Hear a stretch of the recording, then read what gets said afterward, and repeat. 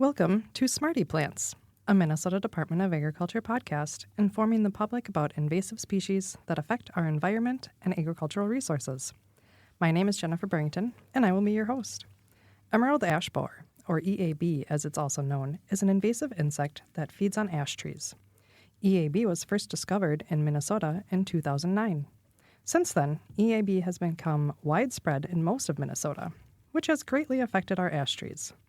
The Minnesota Department of Agriculture, in partnership with the United States Department of Agriculture, is using biocontrol to combat EAB. Jonathan Osthus and Chris Mallet from the Minnesota Department of Agriculture are joining us today to discuss the basics of biocontrol and how it is being used against EAB. Jonathan is the Emerald Ash Borer Technical Assistance Coordinator for the Minnesota Department of Agriculture's Plant Protection Division. He began working on early detection and management of emerald ash borer shortly after it was first found in St. Paul in 2009. Chris is the Emerald Ash Borer Biocontrol Coordinator for the MDA's Plant Protection Division. Chris started working on early detection of emerald ash borer in 2012 and biological control efforts shortly after. Thanks for joining us, Chris and John. Thanks for having us. Thanks. All right, so to get a little bit of background on emerald ash borer, let's do a brief introduction on what it is and why it's important to manage this invasive pest in Minnesota. Well, that's a great question. Emerald ash borer is a non-native insect that arrived in North America sometime in the early to mid-90s, and it showed up in Detroit, Michigan area, likely brought into the ports there through solid wood packaging material. And then fast forward several years later, it showed up in St. Paul, Minnesota in 2009, and it has been spreading ever since. North American ash trees don't have natural resistance to this insect because they didn't co-evolve with it. And so there aren't these natural enemies or this natural resistance that helps keep the pest in check, and so it causes widespread ash mortality. And so now what we have in North America is a very big problem where we're losing lots of trees rather quickly. And it's now found in 38 states and 5 Canadian provinces. So it's spread out throughout much of North America and the native range of ash. So that's a lot. I know we have about almost 1 billion ash trees in Minnesota, and that's a lot over a large area too. So what is biocontrol and how does it differ from some other tools used to manage these pests? As in, we've talked about other times on other podcasts about cold and having insecticide use or things like that to help protect trees.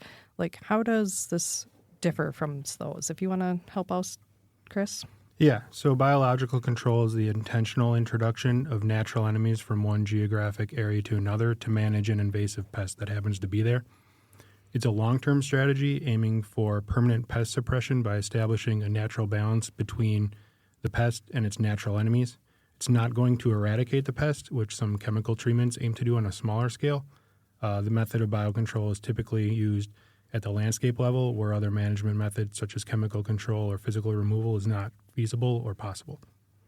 Thanks. Yeah, we have, like you said, about 1 billion ash trees in the state. That's a nice option for large ash forests that we have in different areas. Yeah, it could really play a crucial role in some of our black ash forests in the more northern part of the state, so north central and northeastern Minnesota, where we have these large swaths of basically a monoculture of black ash. It's the main tree species that makes up the dominant trees in those forested wetland areas. So going along with that, how is biocontrol being used to manage EAB specifically? So biocontrol is being released in these natural areas where other management tools, like Chris mentioned, like doing sanitation where you're removing known infested trees or treating trees with insecticides that help control it within an individual tree. That's just not feasible at a forest landscape level.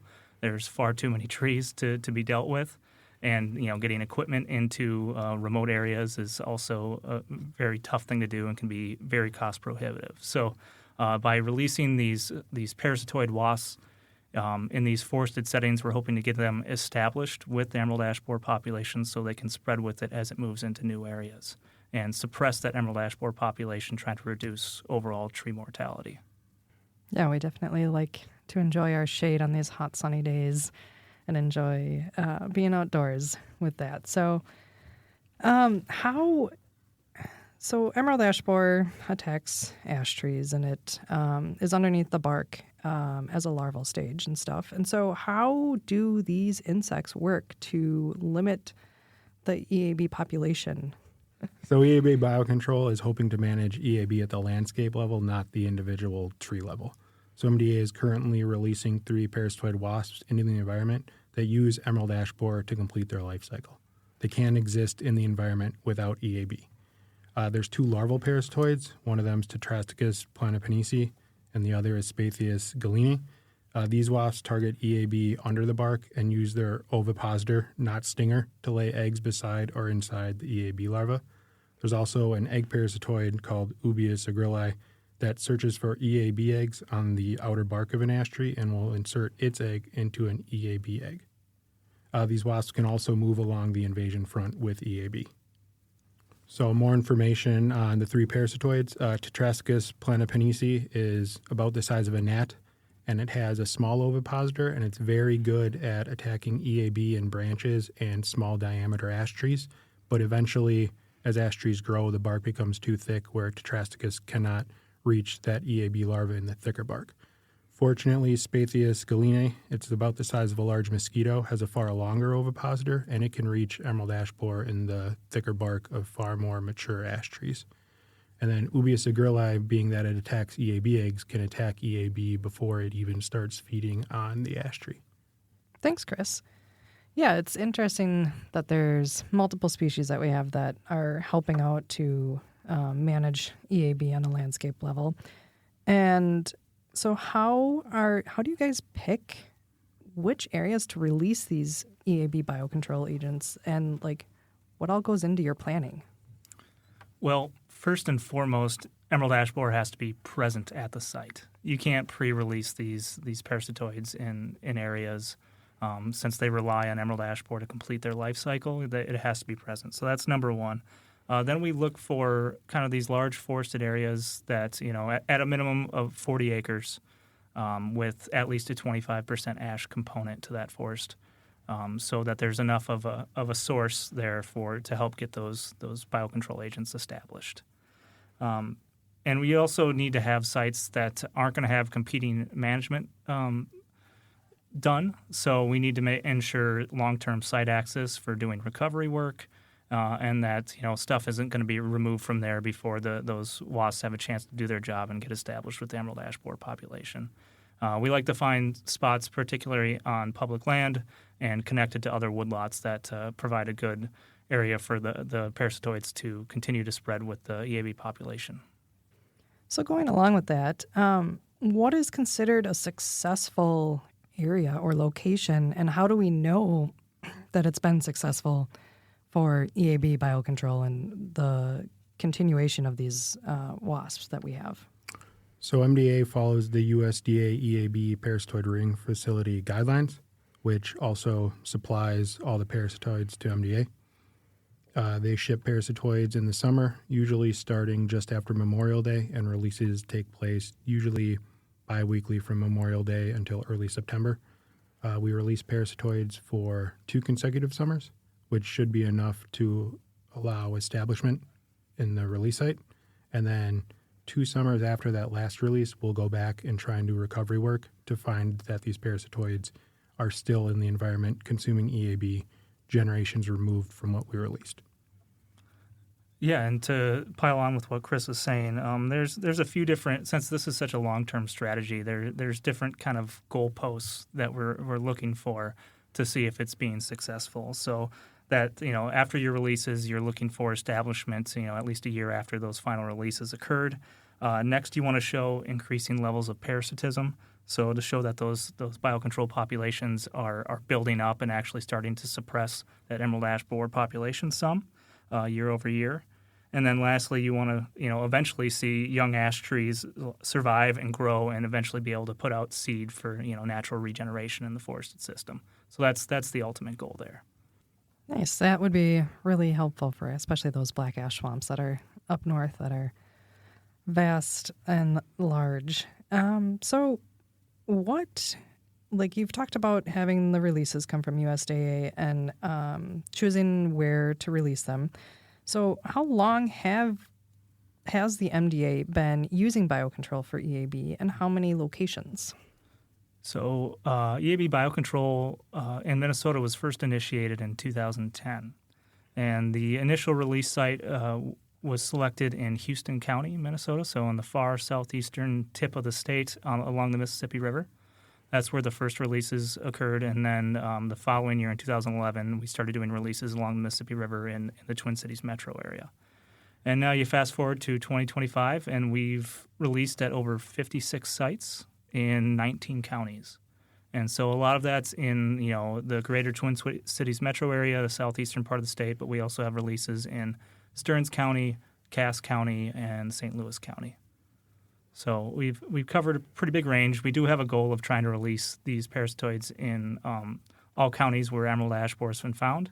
And so when we put in for new release sites each year, we're looking for locations in counties that haven't received releases before. Yep. To date, we've released just over 690,000 parasitoids, and release sites consist of city, state, and county parks, state scenic and natural areas, nature centers, national wildlife refuges, and some tribal lands. Yeah, it's a lot of counties to cover. And there's more always being found. So with how many, what results are you seeing at these sites over the years? If you want to pick a couple to talk about. I know you talked about the first ones down in Houston County. I remember going out on the island there to find them. And where other places are you seeing, and what results have you found? So we're still early on in this long-term project, but we are seeing establishment throughout the state, from the southeast to the metro to the Duluth area. Pretty much everywhere we've released parasitoids where the release site still exists in some forested fashion, we can find them, which means they're surviving our cold winters. They're continuing to attack EAB even as populations naturally decline with the loss of the ash resource. But we're still waiting to see what impact they have long-term on EAB. So that's a lot of wasps out in the environment that are going after emerald ash borer. So what questions does the public have most often about these? Because if they're out in the forested environments, these landscape forests, they're probably not going to be coming into contact with them too much. But what do people ask most often about biocontrol, and how do you address that? Well, I'd say the first thing, when people hear the word wasp, they tend to get a little nervous just because they're used to, the larger wasps that might sting them, around their house, things like that. These are the size of gnats. They're really small. You're not going to come into contact with them out in the forest, and they're not going to sting you at all. So they're non-stinging.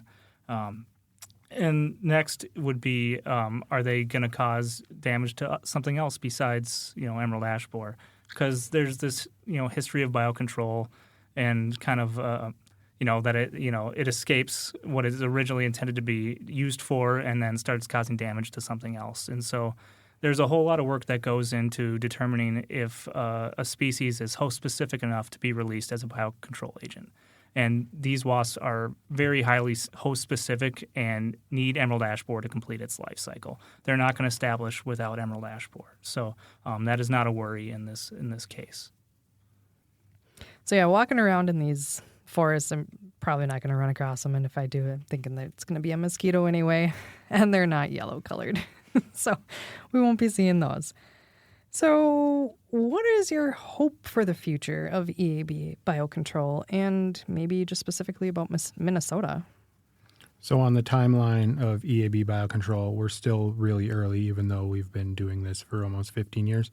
We hope to continue releasing these wasps in Minnesota and finding a release site in each newly infested county. We hope research can continue to see what impact these wasps are having on EAB in the future as EAB continues to spread throughout the state. And hopefully decades from now, there's still ash growing in the environment and still making up that 20, 30, 40% of some of our forests.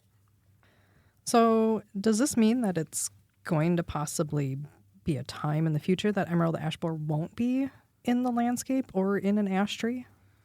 Unfortunately, no. So emerald ash borer is going to continue to be present for the long term. Our hope is that these wasp populations can help keep emerald ash borer populations in check that allow ash trees to survive, and so not have widespread mortality and able to regenerate naturally in the forested system, and play a crucial role, ecological and cultural role in our ecosystem. That's the hope for the future, and we'll see if it can do the job. Thanks. Yeah, hopefully they can do their job and keep growing along with EAB and spreading as emerald ash borer spreads into more counties. So finally, if you guys do have, can you give us some steps everyone can take to help control the spread of emerald ash borer? Don't move firewood like every other forest pest, and also report trees you suspect to have EAB in new parts of the state to the MDA. Yeah, and you can report that to Report a Pest, which we have on our website. You can visit www.mda.state.mn.us/reportapest, all one word. And you can use our online tool that you can upload pictures onto our online form. You can send us an email, or you can give us a call. We do have our phone number listed on there as well. So if you happen to be out and about and you see an ash tree that's looking unhealthy, you can take a picture of it and send it in to us. And we'll have John and Chris take a look at it. So, Jonathan, why is it important to have ash, especially in these like black ash swamps up in the landscape that you were talking about in northern Minnesota? So black ash is a culturally significant species that plays a very important ecological role and cultural role. So indigenous cultures, they make things like they do basket weaving and things like that, and use black ash. And then these black ash forests, they're the keystone species. So there's not much else that will grow there. And so the worry is, if emerald ash borer kills all these black ash trees in these large swaths of monoculture, we won't have trees growing there in the future, and then that gets swamped out, and then you have a wetland and all the other, flora and fauna that depended on those ecosystems won't have that niche any longer. So it can have some cascading impacts for our environment. So where can people find more information, Chris, to learn about what EAB Biocontrol is? The MDA has an emerald ash borer biocontrol website, which includes information on the parasitoids and release numbers. It also has a map specifically for EAB Biocontrol, which shows past and present release sites as well as recovery locations. So when you go out to these recovery locations and try to figure out if the wasps are actually doing their job and they're actually still living there, like you're saying, you go back a year or two later, how do you find them, and how do you survey for them to know that they're actually there? You're talking about these teeny tiny little things that go after eggs and gnat size and stuff like that. So what do you do? Well, we have a few different ways that we try to see if they've established at a site. So one involves sampling whole trees and peeling the bark off to look for emerald ash borer tunneling and to look for the wasp larvae within those emerald ash borer galleries. Another way is where we scrape off some outer bark and then let it dry out and then run it through a sieve and then look for emerald ash borer eggs that have been parasitized, because they turn black in color after they've been parasitized underneath the microscope. And so those are about 1 millimeter big when you find them. So it can be kind of tedious work, but when you do find something, it's quite exciting. And in the summertime, we will put out yellow pan traps. They're attracted to the color yellow, and then we'll collect samples every week or every other week throughout the summer, and then look for the larval or egg parasitoids in those pan traps. And lastly, there is sentinel logs that can be placed out. So there's these purposely infested little, what we call ash bolts, that we hang on trees in release areas, and then set them out for a month because they have these mature, late instar larvae, emerald ash borer larvae underneath the bark in these little ash bolts. And then after we leave them out in the field for a month, we bring them back and put in a rearing chamber and see what emerges and see if we have any parasitoids in there. Thank you, John and Chris, for the interesting information on EAB and ongoing biocontrol efforts here in Minnesota. It was great to learn about this program and the steps being taken to manage EAB populations.